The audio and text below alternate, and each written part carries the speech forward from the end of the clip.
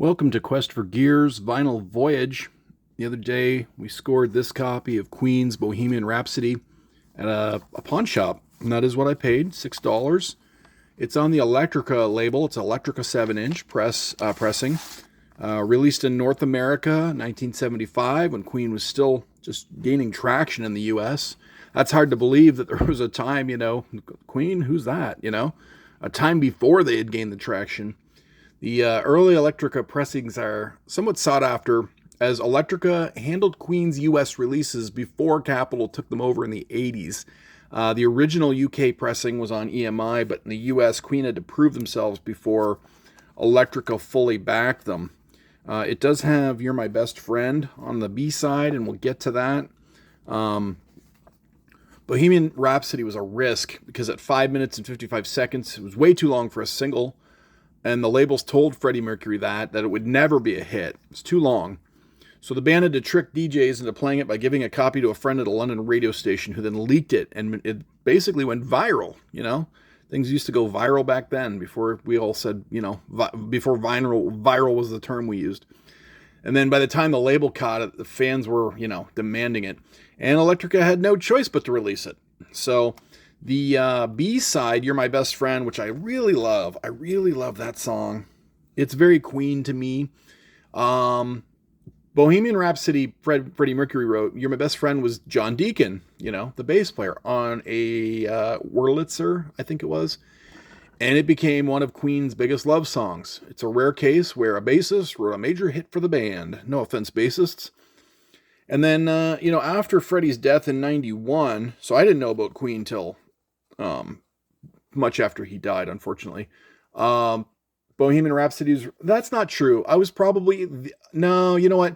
I did know about Queen before he died. I was just young. Anyway, Bohemian Rhapsody was released again because of Wayne's World, right? Which made it a pop culture phenomenon again.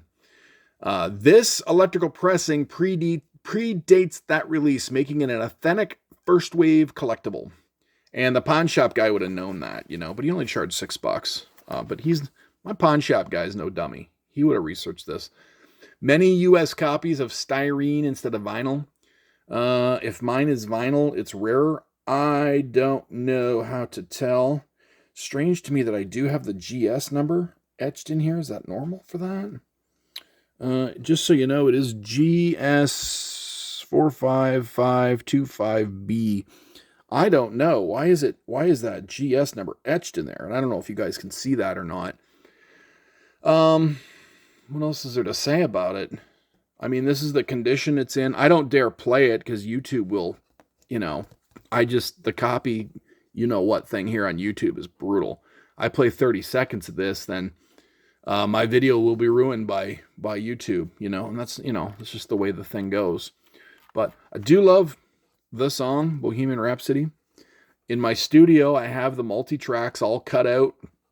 I think they're, 16 or 24 tracks? And almost every track has Freddie's voice on it. Like, there'll be a little bit of guitar on a track, and then Freddie's voice. There'll be bass, and then Freddie's voice. A snare drum, and then Freddie's voice. Like, there are so many voices on this song. It's crazy how they jammed them in. And then, yeah, You're My Best Friend. I do love that song. All four guys in Queen wrote songs and sang. And for me, I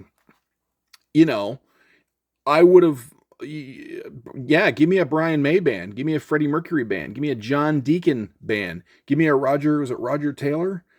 They were all good singers and all good songwriters. I was really into Queen when I was a teenager, and now, but yeah, everyone else is listening to Nirvana, and I was listening to like Queen and Elvis and the Beach Boys. Everybody's like listening to Nirvana and freaking Candlebox and Our Lady Peace, and I just wasn't into that stuff, man.